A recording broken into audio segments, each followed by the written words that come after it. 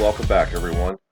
So today we're going to take a look at the Diana Downs and the tragedy that took place in this lady's life, what she did, what she was convicted of, and how her actions obviously affected and were copycatted later on by a couple other people, and one case in particular, but I'll get to that later on.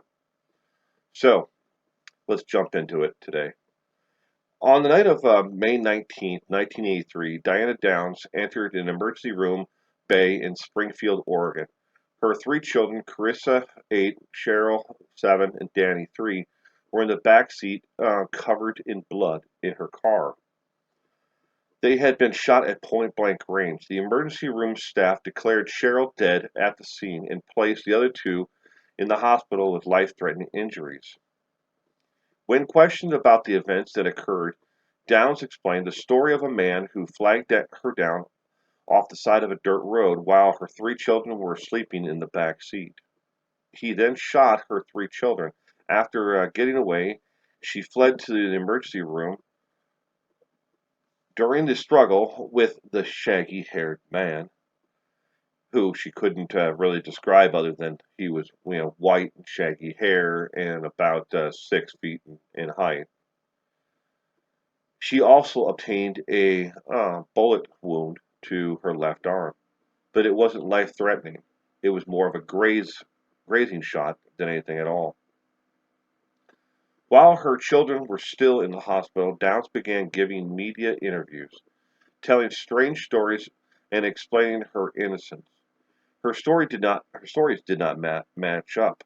And in particular, I want to point out that she gave back-to-back national interviews one on Good Morning America, and then she gave one right afterwards on NBC morning program, and the two stories were not exactly what you'd call following the same pattern or the same storyline.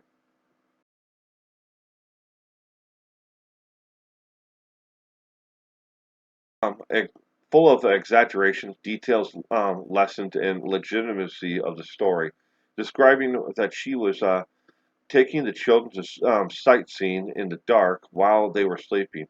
Did not seem to make much sense. Police began investigating Downs. They were able to locate her secret journals that explained an affair she was having with a married man. The man she was involved with did not want children, which made her view of them as a burden. Although a stroke impaired Christine's ability to speak, she was able to start telling police what she remembered about that night. Her story did not involve seeing a shaggy-haired man. This led police to arrest Downs on February of 1984, with the trial beginning in May of the same year. However, Downs had a plan to gain sympathy from the jury. She seduced a man along with her postal route and was pregnant during the trial. After all the evidence was introduced against Downs, a star witness was placed on the stand. Following months of physical and mental therapy, Christina Downs was able to take the stand and tell the jury who shot her. Downs was found guilty and sentenced to life plus 50 years. She was able to give birth between the verdict and sentencing. The baby's name is Amy Elizabeth, was adopted by another family and renamed Becky Babcock. Only 3 years into her sentence, Downs managed to escape from the prison in Oregon where she was being held. 2 weeks later, she was discovered just blocks from the prison in the home of another inmate's husband. She remains in prison in California to this day in maximum security.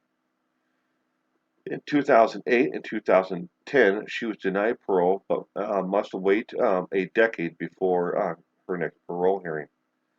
Now, according to the FBI and those who are familiar with the Diana Downs case, there are eerie similarities between this case and another. And that case is that of Darlie Rotier.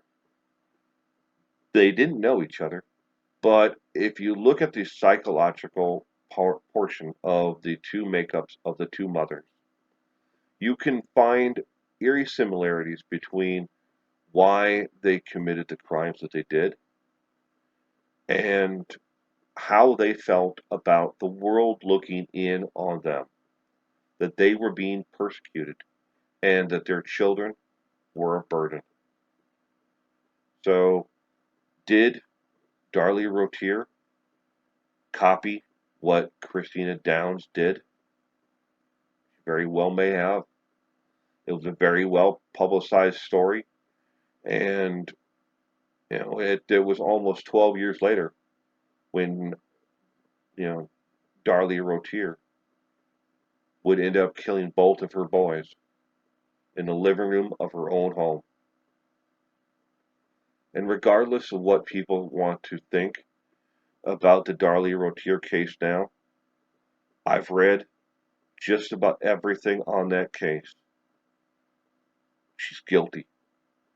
She did it, and she did it by herself because she wanted the money, because she had spent herself into a hole she couldn't get out of. Downs wanted to get rid of her kids because she saw them as a burden to her moving on to be with another man, a man that she was infatuated with. Did she love him? Probably not. More like puppy love. But it was a reason for her to want to kill all three of her children. The burden around her. She had to get rid of the burden.